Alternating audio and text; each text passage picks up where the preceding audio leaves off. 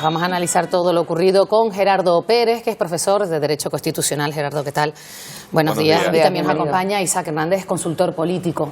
Buenos días. Nos quedamos quizás con la última imagen. El presidente del Gobierno compareciendo ante los medios de comunicación, pidiendo perdón después de más de un mes sin hablar con la prensa directamente y aceptando preguntas. ¿Con qué se quedan de lo ocurrido ayer? Bueno, creo que el presidente del Gobierno intenta que no le salpique al Ejecutivo todo lo que está pasando en su partido. Es complicado que así sea. Yo creo que sí hay unas repercusiones políticas que afectan a la labor de gobierno y como él mismo manifestó tiempo atrás cuando se refería a la corrupción del Partido Popular, no basta solo con pedir perdón. Y por lo tanto yo creo que tendría que tomar alguna medida adicional. Está por ver si tiene que ser adelanto electoral, si una cuestión de confianza, una remodelación del Ejecutivo, por supuesto de su propio partido, pero entiendo que, dada la gravedad de la situación, unas meras disculpas no es lo que espera la ciudadanía en un Estado democrático. Nos vamos con esa misma cuestión que le planteaba Gerardo, Isaac, porque afecta esto también al Gobierno, porque el presidente ayer lo circunscribió solo a un problema de partido. De hecho, anunció cambios en el Comité Ejecutivo Federal, pero dijo que esto no debía tocar al Gobierno de España. Afecta tanto como que ya han salido las voces de los portavoces de partidos como Sumar, como Junts, Esquerra, pues pidiendo esas reuniones, digamos, urgentes para sentarse a hablar con el gobierno actual. Al final también, de alguna forma, también les afecta a ellos indirectamente porque forman parte de un gobierno que está, digamos, ahora mismo salpicado por supuestos casos de corrupción. Aparte de eso, yo creo que también va a acelerarse el proceso de que salgan más voces internas del partido, un poco pues reclamando que haya un cambio y haya un paso más después de lo acontecido ayer con pedir disculpas, este momento tan cabizbajo del presidente. Quizás un paso más se dará si hay nuevas filtraciones que involucren de una manera más directa al presidente, porque de momento le ha hablado de una auditoría de cuentas de su partido y de una reestructuración, una remodelación de la estructura del propio partido, nada más que tenga que ver con el gobierno. Que la reestructuración tiene que haberla, sí o sí, porque el secretario ha dimitido, por lo tanto ya no queda otra que hacer esa ejecutiva que se apunta que es para primeros de julio, ¿no? Y por lo tanto el gobierno va a tener que conformarse de otra manera. Y no olvidemos que también Santos Ciudadana forma parte del Congreso de los Diputados, así que no queda otra, ¿no? Claro. Sí, vamos a ver, además hay que tener en cuenta que venimos de un pasado en el que el anterior secretario de Organización, Ábalos, era ministro también, o sea que sí era del gobierno, está implicado en este procedimiento judicial. Es un procedimiento judicial que está en fase de instrucción, es decir, todavía está en la fase de investigación. Es posible que salgan más personas implicadas y que el goteo de malas noticias para el gobierno sea eterno, se le haga muy largo llegar hasta el 2027 con tanto procedimiento judicial. Hay que tener en cuenta que está el del fiscal general del Estado, que ya está terminado, el del hermano del presidente, que ya la fase de instrucción ha concluido, el de su esposa, que también está en fase de instrucción. En fin, yo creo que puede hacerse muy largo el camino hasta el 2027 si semana a semana o día a día gotean nuevas noticias, nuevos imputados o nuevos escándalos, porque evidentemente no creo que vaya todas las semanas a salir a pedir perdón. Yo no sé, de alguna manera, una medida más efectiva tendría que tomar. No sé, Gerardo, si algo peor puede ocurrir, porque es que el informe de la UCO que hemos conocido es absolutamente demoledor, porque a medida que se van transcribiendo los audios y esos audios se van a lograr escuchar, porque ya lo están advirtiendo todos los periodistas que están manejando esas filtraciones, que esos audios están. Con lo cual, una cosa es oírlo transcrito y otra cosa es escuchar a Santos Cerdán en esas grabaciones, ¿no? Y eso va a ser muy duro también, será un punto más, si cabe, ¿no? Es que ayer se hablaba que a lo sumo, digamos, es lo que viene en 2-3 páginas de ese informe, que consta, dice que de 490. Imagínense lo que va a venir detrás de todo eso, ¿no? Pero yo creo que más allá de lo que es el informe, es lo que ya viene rodando de meses y meses y meses, y lo que falta para las siguientes elecciones, que es el 2027. Lo comentaba Gerardo, y ayer también oíamos ya también a personas de peso del Partido Socialista que esta agonía al final puede llegar a ser una muerte a mordiscos, ¿no?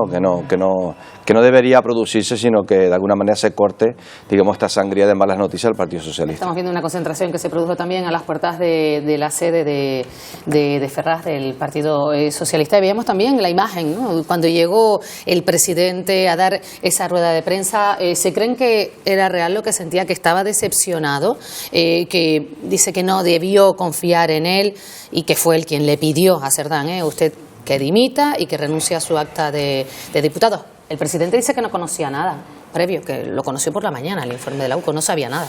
La verdad es que teniendo en cuenta que, con independencia de que el informe se conoció en el día de ayer, existían ya, si no rumores, indicios, no en las semanas, incluso en los meses anteriores, es difícil creerse que ayer a primera hora de la mañana había plena confianza y justo después esa desconfianza se perdió por el hecho de que se hiciera público este informe. Tenemos unos antecedentes que, una de dos, o demuestra que no ha habido una vigilancia o una responsabilidad a la hora de conformar el equipo, o que de alguna manera tenía que tener cierta constancia, claro, por las noticias, que vamos a ver si el resto de los diputados, si el resto de la opinión pública lo tendría que tener el presidente. Vamos a recordar que la dimisión de Santos Cerdán vino después de que se publicara este informe del que estamos hablando, en el que se detallan las investigaciones realizadas sobre la supuesta comisión de diversos delitos públicos relacionados con la corrupción. Son 490 páginas de informe en el que la UCO detalla las investigaciones realizadas sobre la supuesta comisión de diversos delitos públicos relacionados con la corrupción.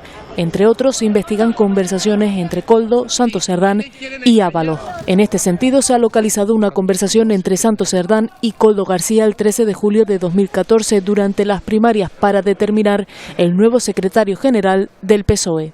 A las 6:20 de la tarde, Santos daba la siguiente instrucción a Koldo: cuando termine, apuntas como que han votado esos dos que te faltan sin que te vea nadie y metes 2 papeletas. Apenas 15 minutos más tarde, Koldo respondía: ya está. No son las únicas conversaciones registradas en el informe. De los 8 audios examinados, 5 involucran a Santos Cerdán. Se relacionan con obras adjudicadas a Acciona y a otras 2 empresas. En el primer audio, que implica a Cerdán, en 2019 Koldo le solicita dinero. Santos le indica entonces que se le dieron 60.000 euros, 10.000 para Koldo. 2 años más tarde, en 2021, en 2 audios diferentes, Koldo indica que se han pagado 500.000 euros, más 70.000 vinculados a la bajera. En febrero de 2022 aluden a obras pendientes en Logroño, Barcelona y Sevilla, así como que se han pagado 550.000 euros. En el último audio, en diciembre de 2023, Koldo y Santos Cerdán hablan sobre la investigación de la Guardia Civil y de las consecuencias. Esta investigación de la Unidad Central Operativa concluye que las contraprestaciones económicas presuntamente percibidas por Ábalos y Koldo y gestionadas por Santos Cerdán ascenderían a 620.000 euros, aunque quedarían 450.000 pendientes de abono. Un informe que llegaba a las manos del ya ex número 3 del PSOE esta mañana en el hemiciclo. Bueno, eso ocurrió ayer por la mañana y ya empezó en el Congreso de los Diputados Santos Cerdán a ver lo que contenía ese informe. Luego, pues emitió ese comunicado, dimitiendo como secretario general, renunciando a su acta como diputado y diciendo que es inocente. ¿Cuál es la importancia que tiene, para hacernos una idea, un secretario de organización de un partido político como el Partido Socialista? Pues bueno, al final es la persona que gestiona toda la parte orgánica de un partido que tiene 8.100 y tantas sedes en un país como este, ¿no? Al final es la persona que está en contacto con todas las agrupaciones regionales, provinciales, incluso locales. Es la persona que está, digamos, filtrando el día a día de toda esa parte interna de la militancia, del mundo incluso de la gestión con las relaciones institucionales, etcétera, etcétera. O sea, es una persona que tiene muchísimo peso. Y si fuéramos a hacer un símil de una empresa, digamos que está el dueño y está el gerente, ¿no? El que la gestiona. Tu mano derecha. Tu mano derecha, tu mano izquierda, tu pie izquierdo y tu pie derecho. Al final es todo. Y de ahí viene la gravedad de haber tenido uno que ha salido ese gran problema con Ábalos y pasa al otro. O sea, que estamos hablando que en un periodo de 6 o 8 meses hemos tenido 2 secretarios de organización. Es que se dio la circunstancia, Isaac y Gerardo, de que fue el propio Santos Cerdán el que fue a comunicar a Ábalos que tenía que dejar su escaño cuando hubo aquel tiralla, que al final no lo hizo y pasó al grupo mixto y que hubo. Entonces, claro, ahora conociendo todo lo ocurrido, uno pues no deja de pensar pues en la situación en la que está Pedro Sánchez, con dos secretarios de organización que están en esos audios. Por eso digo que no solamente se puede analizar esta situación desde el punto de vista de lo que ha pasado con Santos Cerdán en estos últimos días, sino que es que hay unos antecedentes, que venimos de un anterior secretario de organización, que era Ábalos, que también está implicado, que ese ya está imputado. Es una concatenación de errores, si es que ha sido errores al elegir al equipo, o una concatenación de errores en lo que tiene que ver con el control de lo que hace tu equipo, que es lo que determina una responsabilidad, al menos desde el punto de vista político. Evidentemente, el presidente del gobierno no está investigado ni imputado en ningún procedimiento judicial, no estamos hablando de responsabilidad jurídica o judicial, pero sí hay una responsabilidad política en tanto en cuanto has tomado dos decisiones de elegir a dos manos derechas de forma consecutiva y resulta que es que las dos en un periodo de tiempo razonablemente corto se ha demostrado que están implicados en delitos graves. Eso desde luego es imposible que desde el punto de vista político no salpique de alguna manera. Hablamos de Santos Cerdán, que presuntamente estaba encargado de gestionar esas comisiones según el informe, y que también amañó de cierta manera, hablan de dos papeletas, las elecciones primarias en el Partido Socialista en 2014, las cuales ganó Sánchez, que ya ayer se refería que no ganó por dos papeletas, que ganó por 17.000 votos de diferencia con sus rivales. Pero claro, esto atañe también al propio Partido Socialista, cómo se sintieran los militantes. Por eso Pedro Sánchez pedía especialmente disculpa a los militantes, con lo que ocurre también y puede salpicar dentro de su partido, que no sea limpio y que no haya unas garantías dentro del Partido Socialista. Claro, por eso todo esto que se escucha de si deben haber elecciones o si deben de tener esa cuestión de confianza, etc. Yo creo que yo abogo por lo menos más porque esa voz interna del partido, por esto que salía ayer de los dos votos, no es por el número, porque el número no da para cambiar el proceso interno, pero sí es verdad que si esto ha ocurrido, podía haber ocurrido en algún sitio más, pueden ser en vez de 2.000 y después ya el gesto, ¿no? El gesto, exacto, y todo lo que pueda trascender. Yo creo que van a seguir saliendo más cosas, de hecho ya hay muchos medios esta mañana ya lo anunciaban que van a seguir saliendo pues apartados de ese informe, pero al final la gente vota a la gente porque haga cosas, pero en los partidos porque mi líder transmite la confianza externa e internamente, y ahí es donde vamos a ver cómo capea Pedro Sánchez las voces que van a seguir saliendo en estos próximos meses. Claro, ¿no? Y por otro lado la oposición, que ha sido durísima, y ahora lo vamos a analizar, cómo respondió sobre la marcha al comunicado de Sánchez, y ya por la mañana había recibido con gritos al propio Partido Popular en el Congreso a Santos Cerdán.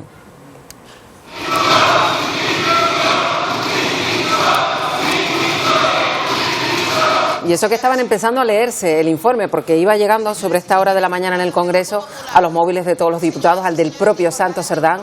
Estos gritos ocurrían cuando llegaba pues esa mañana al Congreso de los Diputados, la jornada de ayer, y ya decimos, solo minutos antes de que se hiciera público el informe de la UCO. Ahí ven a la presidenta del Congreso amenazando incluso con suspender el pleno si no cesaban esos gritos.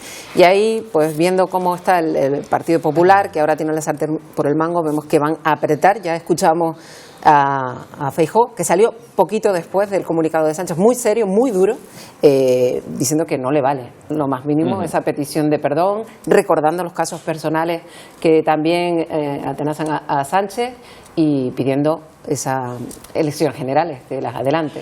Desde luego, la posición del Partido Popular tampoco es que sea especialmente cómoda, dado que no tiene una mayoría clara para una moción de censura, el presidente del gobierno no tiene ninguna intención de convocar elecciones y por lo tanto está en un impasse de espera que puede ser también incómodo. Si se le puede hacer largo a Sánchez llegar hasta el 2027 aguantando todo lo que le pueda salpicar de aquí en adelante, también se le puede hacer largo a Feijóo esa petición constante de elecciones que al final no se produce. Y aquí lo único que puede cambiar es que desde el punto de vista de la estrategia electoral, de los intereses personales, ideológicos o partidistas de alguno de los socios de gobierno, haga que esto cambie, o como efectivamente se ha apuntado, que desde la propia militancia del Partido Socialista se intente hacer algún tipo de modificación ante lo que puede ser. El 2027 está lejos, pero va a llegar. Y en función de cómo vaya siendo ese camino, el castigo electoral puede ser importante. Claro, porque luego el resto de grupos que conforman, que apoyan al gobierno han ido también pues dando su opinión. Incluso Junts, que decía que pide una reunión urgente con Pedro Sánchez, porque es verdad que era Santos Cerdán su principal interlocutor para todo lo que tenía que ver con sus reivindicaciones. Sumar pide redefinir el marco de relaciones, pero claro, tampoco parece ninguno de ellos dispuestos a darle su apoyo a algo parecido a un gobierno que pueda contar con Vox, con lo cual estamos en una situación en la que ni unos ni otros pueden tampoco, como decía Gerardo, dar un paso adelante. Es que estamos en una situación de un querer y no poder. Al final, los principales interesados en seguir gobernando son los que están ahora mismo. Eso no cambia la situación. Pero también es verdad que el Partido Popular ayer sale al mismo tiempo que sale Pedro Sánchez con la misma escenografía, ¿no?, en la sede del partido, discurso con la bandera y el logotipo también del partido. Un Partido Popular que todavía sigue y va a seguir mucho tiempo el caso de Masón, una Isabel Díaz Ayuso también presionando que tienen un congreso en breve, un Sumar que quiere hacerse notar en la agenda pública porque viene perdiendo escaños consistentemente desde los últimos meses, se habla que está en 9-10 escaños, y a ver cómo se mueve y la importancia que pueda tener el grupo de Podemos, que digamos que ha sido uno de los más fuertes en saltar en estas últimas 24 horas.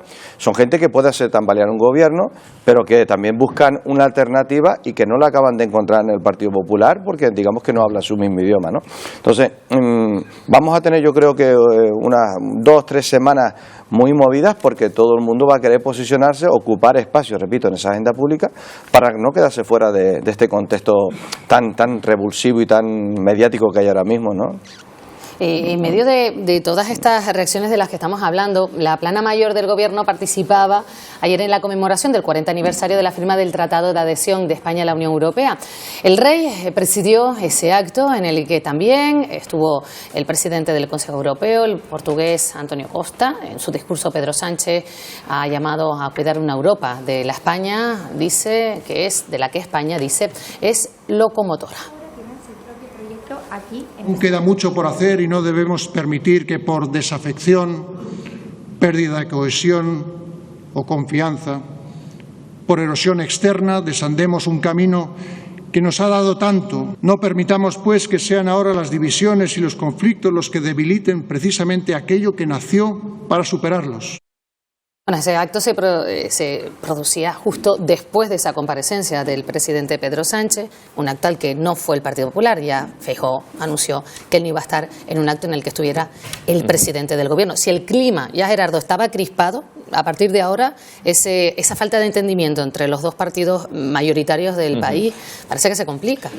Sí, ya venía muy complicado, es decir, la posibilidad de pactos de Estado, de acuerdos, siquiera de diálogo entre los dos partidos, yo creo que estaba rota de antes, lo cual es sintomático, no es una buena forma de funcionar en un Estado democrático avanzado que los dos principales partidos no tengan una vía de diálogo o de entendimiento respecto de algunas cuestiones que son cuestiones de Estado.